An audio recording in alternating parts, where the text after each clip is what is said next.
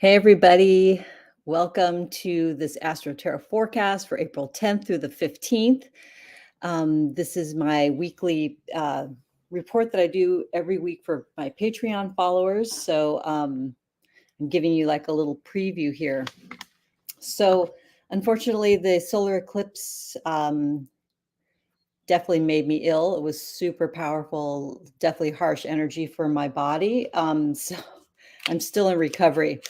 So I'm going to keep this short and sweet, but what's going on that's actually, I feel like, I don't know, more important than the eclipse that we had just on Monday in Aries is the Jupiter Uranus conjunction. So Jupiter and Uranus are very close together. They're in exact conjunction. Is going to happen around between April 18th and April 20th. So a lot of people have been saying, oh, I've been getting all these blessings because of the eclipse. It's no, not because of the eclipse, because the Jupiter and Uranus conjunction, and they're in Taurus. So Taurus represents finances. So a lot of us have been getting a lot of financial abundance coming in, and that's what that is.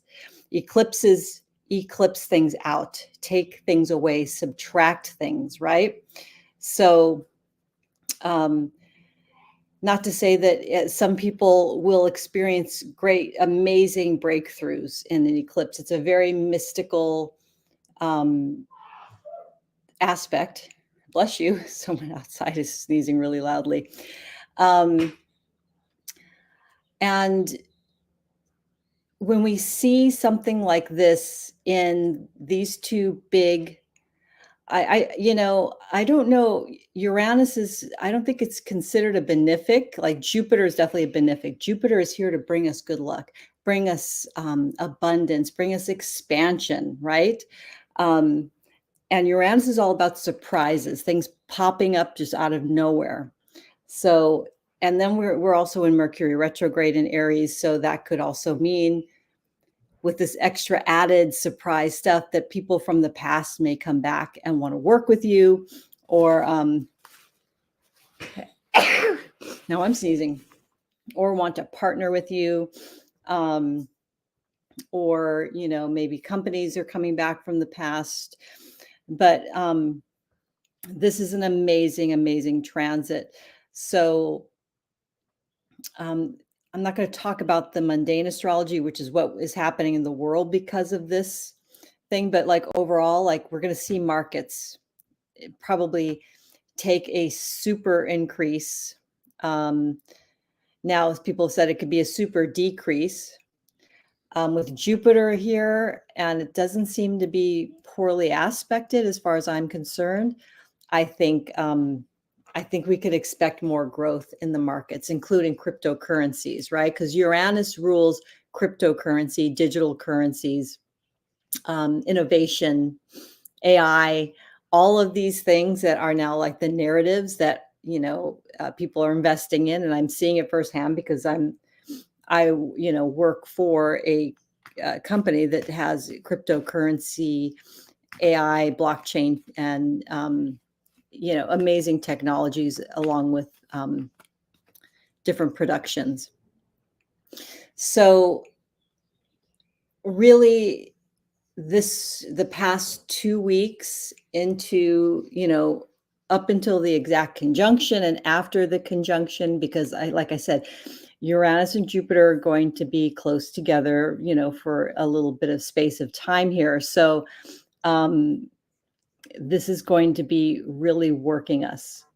And then in the sign of Taurus, it's all about physical reality manifestation, and Uranus is, the subtle energies, things maybe we can't see yet, things that are electrical, things that are, astral. So yeah, expect some major growth. So since I don't have a ton of time today, I just want to, let's see. Oh, and today through probably Friday, we have Saturn, Mars conjunction in Pisces. So this can feel like you've got one foot on the gas pedal because that's the Mars energy. He rules Aries. He was also the ruler of the eclipse again, which, Mars is a warrior. This is not like soft, fuzzy, easy energy, right? This is like the youth, the young teen that wants the foot on the gas, and Saturn has got one foot on the brake, right? Saturn is like, okay, let's be wise about this move. Let's not make rash judgments. Let's not make rapid decisions. Let's not take big risks. All the things that are opposite of what Mars wants to do. So within you, this could play out in a lot of different ways. So,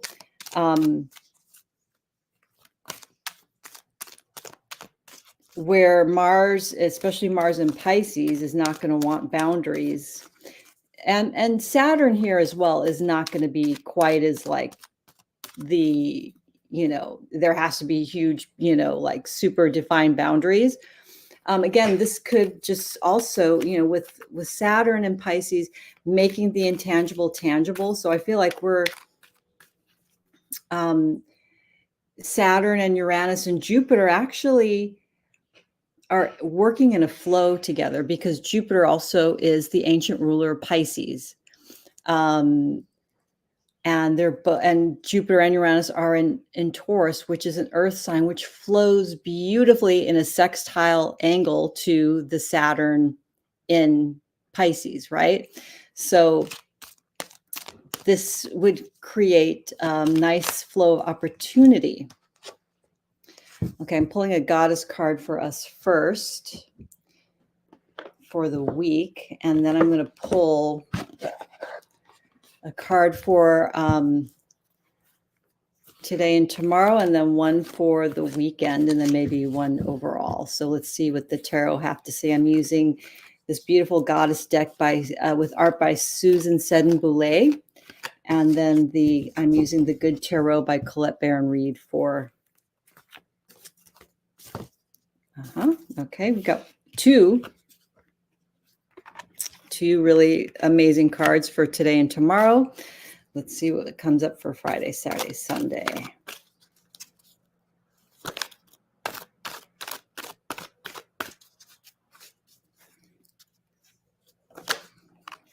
Okay, looks like we want these two cards. Ooh, wow.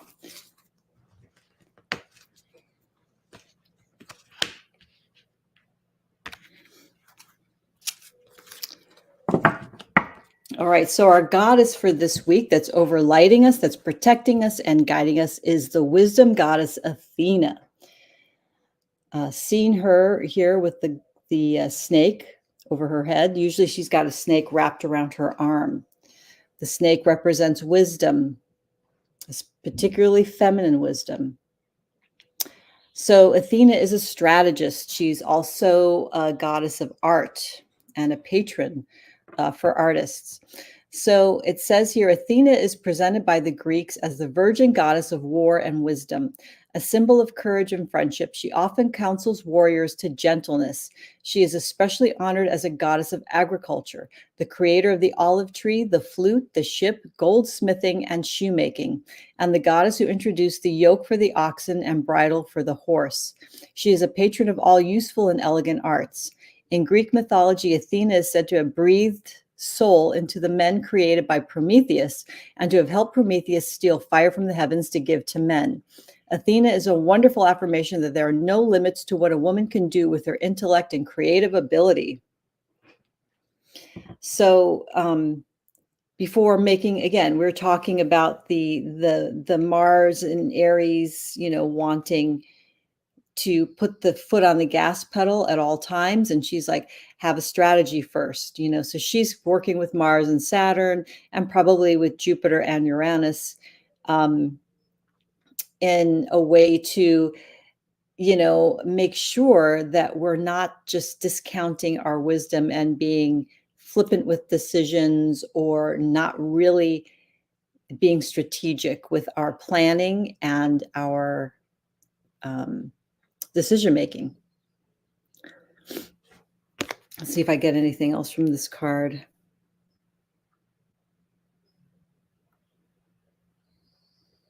I feel like she's also saying we are, she's got all the 13 moons or whatever, the moon, different phases of the moon. She's also wanting us to know that in this time of great abundance, in whatever way you're seeing this, could be abundance of opportunities and money, love, is to make abundance part of your strategy. So, it's not about having all this money and then going, okay, now I can just buy that thing that luxury item, or I can go on that trip now. Yes, we could do all those things, but is there a better way to use your money, or a more balanced way? So not to just like go out and spend all of it, right? I feel like, again, be strategic. We all know that, like the cycles of the moon, there's ups and downs, there's fullness, there's emptiness, and account for all the phases, right? So that means, okay, I have this much abundance.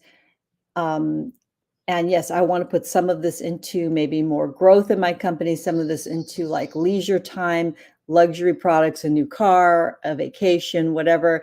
And then some of this into reserves for savings, right? So again, have a more balanced approach to your abundance flow. And opportunities. Some opportunities might be actually stronger than others. So really, look at that and analyze things. So the tarot cards we got for today and tomorrow are the Wheel of Fortune and the Nine of Earth, and the 9 and the 10. And the Wheel of Fortune does represent the energy of Jupiter, the energy of expansion and growth, good luck, good fortune, and change. Things are about to change. The Nine of Earth is definitely the card of the entrepreneur. So, and I feel like this could definitely be Athena on this card, telling us again, count your blessings, enjoy life, use your money creatively, your resources creatively, but also, don't blow the wad, right?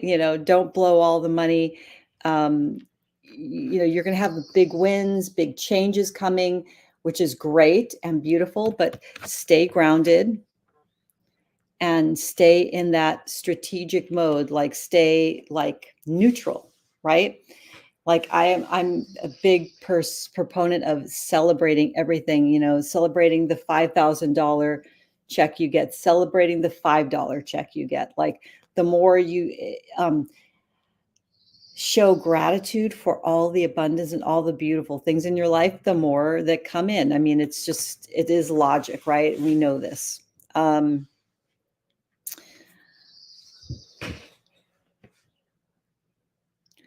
And I feel like this is saying there's more to come. So keep your expectations very, not only grounded, but also really hopeful.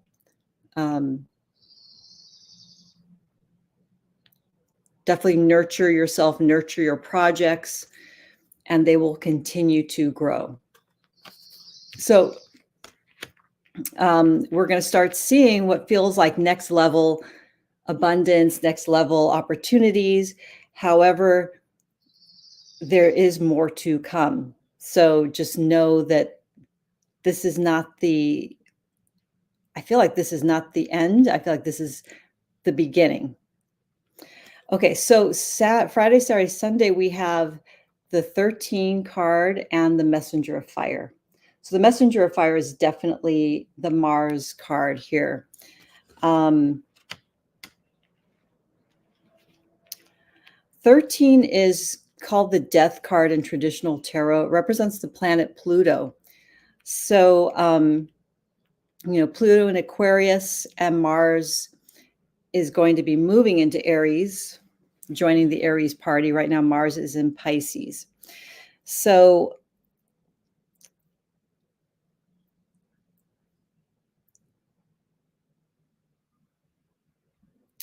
there is big change coming this weekend. So we're feeling that. We're getting the introduction of that today and tomorrow. And there is going to need to be a surrender, like to, again, keep that Mars passion, that Mars energy, especially that Mars level of commitment to something that you love, to something that you're passionate about, to something that you have been working on, right? Maintain that strong commitment and that strong fire. And at the same time, surrender to the change that is coming to be.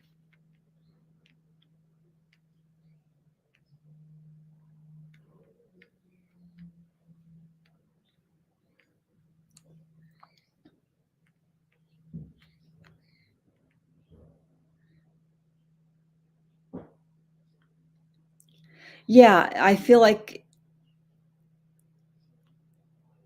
the energy here is the powerful transformation of Pluto is definitely going to be, again, in the area of what Uranus rules. Uranus rules Aquarius. So this is technology. This is advancement in technology, advancement in medicine, advancement in human rights.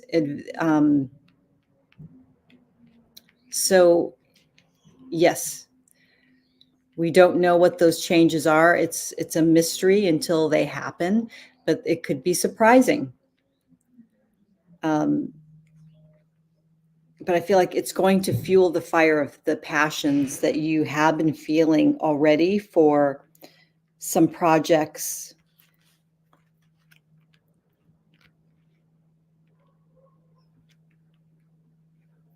And if there's been projects in your life that have kind of been like 1 foot in, 1 foot out, or this could represent a person having 1 foot in, 1 foot out, you're going to know for sure if they're in or out.